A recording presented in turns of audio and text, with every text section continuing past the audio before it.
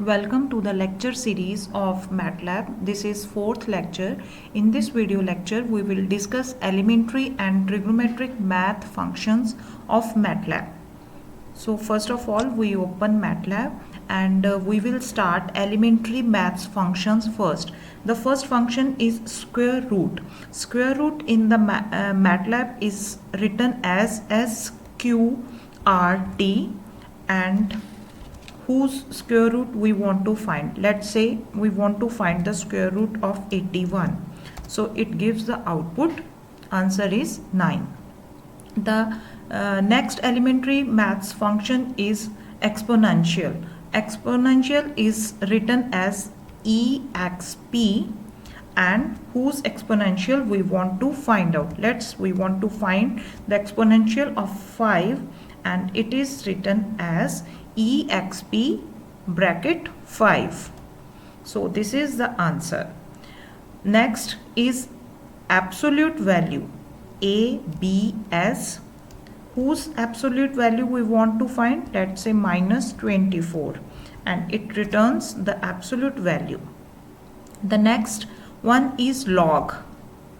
This is natural logarithm base E algorithm, and this is ln, and in MATLAB it is written as log, and whose log we want to find out, and this is the log of 1000. So next term is log 10 base 10 algorithm. It is written as log 10, and the value whose algorithm we want to find out. Then the next term is factorial. For factorial, we will write FACTORIAL, factorial, and whose factorial we want to find out. So this is the answer of the factorial. So these are the elementary maths functions: square root, exponential, absolute value, natural log, base 10 algorithm, and factorial. Next we will discuss the trigonometric maths function. The first one is sine x. Let's say x value is pi by 6. Pi is a predefined function in MATLAB. If I am writing here pi, it will returns the value. So when I am writing pi by 6, it is doing 3.1416 divided by 6. So similarly, let's say first I define the value x. X is equals to pi by 6. Then I am doing cos x. It will return the answer. Now here it will pick the value of this x. Now next I am writing tan x. It will return the value tangent of angle x, and x I have already defined, and all these values are in radians. Then cotangent, COT x. So this is cotangent. So this is how we are using the trigonometric functions. In this we can use the inverse trigonometric functions like a sine x. We can also use a cosine x. Similarly, we can use a tan x. Similarly, we can use a cotangent x. So these are inverse trigonometric functions. We can also use hyperbolic trigonometric functions as sine h x, then cos h. Similarly, tan h. So these are the hyperbolic trigonometric functions. After that, we are discussing some rounding functions. We are having in MATLAB some rounding functions. For example, round x. as I have already defined the value of pi, x is pi by 4. Let's say I am defining some another value of x. I am rewrite this instruction. Let's say now I am having the value 17 by 5. So it will return the answer. It rounds the output. Then fix.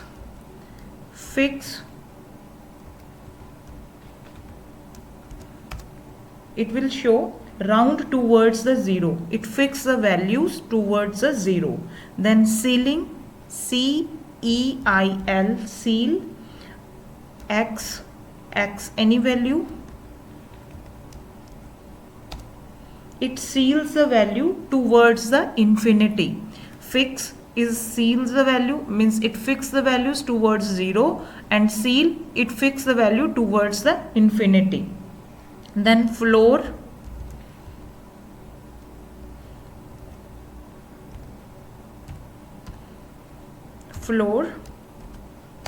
It will give the another value. So flooring means round towards minus infinity. If we are using remainder, REM, remainder, x comma y, 13 comma 5, it returns the remainder after x is divided by y. The first term is my x term and second term is y. Here it divides 13 by 5 and it gives a remainder value. Only remainder value is given. Then signum function, SIGN, of any value. This is called signum function. It returns 1 if x is greater than 0, -1 if x is less than 0, and 0 if x is equals to 0. It is having 3 cases. First case, it returns 1 when x is greater than 0. Then I'm just typing it. It is not any instruction. I just want to tell you. I will show you here.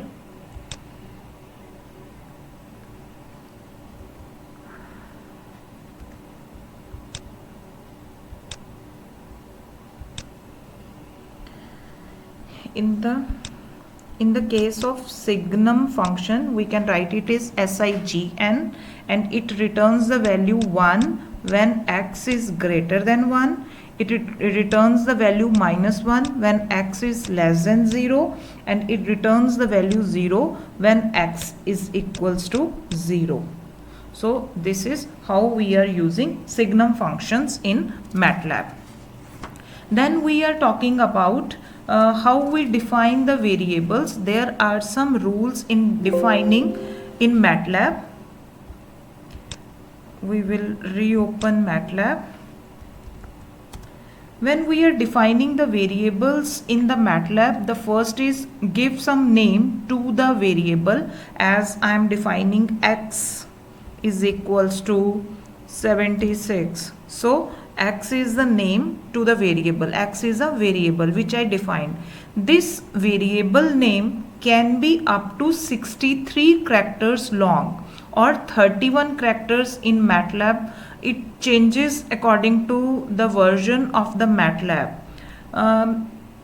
Then variable can be letter, digit, or the underscore character. It can be in the form of character, it can be in the form of digit, or it can be any underscore value. Then it must be begin with the letter, means the first letter is your first input is your letter. For example, I am writing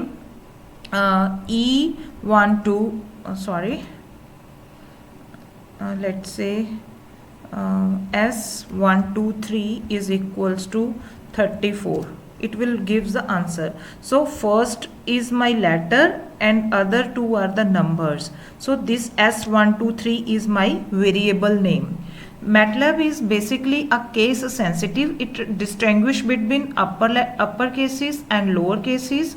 and if I am defining capital A is equals to 5, then it and then I'm defining small a is equals to I just want to find out the value of small a, then it is not returning any value.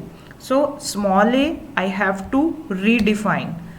Capital A is here, it find out undefined function or variable a, because I am not defined the a previously. So capital A is 5, a is not defined anywhere. When I defined a is equals to 7, it will returns the answer a is equals to 7. When I put capital A, it gives the value 5. When I put small a, it gives the value 7. So this is the difference between the both examples. So the MATLAB is case sensitive.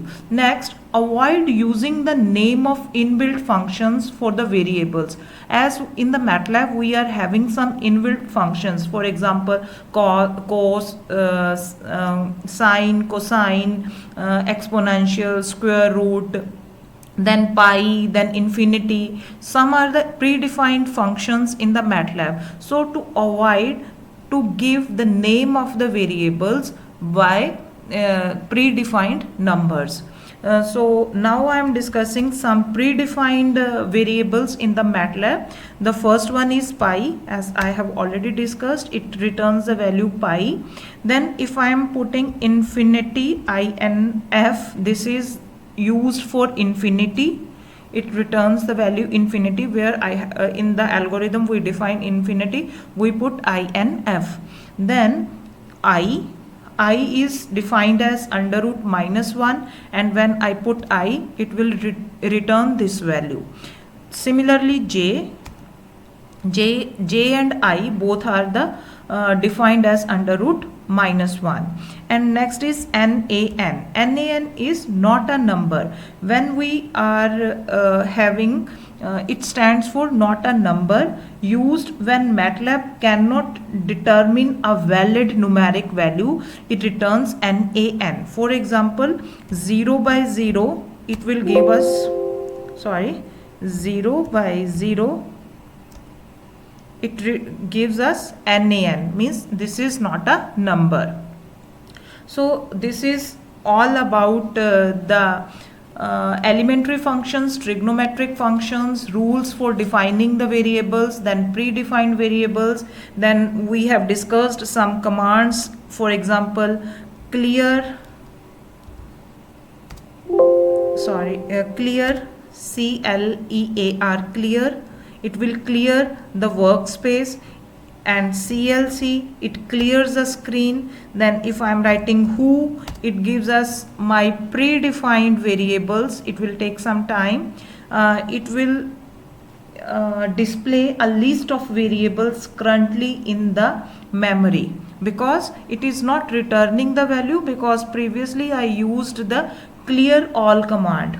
Clear command, that clear command clears my workspace. Then one more, let's say I can do it again by defining some variable. Let's say x is equals to 6, then d is equals to 8, then g is equals to 9, enter. Now I am writing who. It will give us the variables which I have defined. D, G and X are my variables which I have defined, and it is in the alphabetic order, D, G and X. As if you see here, I defined X first, then D, then G, but it returns D, G, X. Now if I am writing whose, it will return display a list of variables currently in the memory and their size together with information about their byte and class. It will tell us about the byte and their class. So this is all about your today's lecture. Hope you understand this lecture. Thank you very much.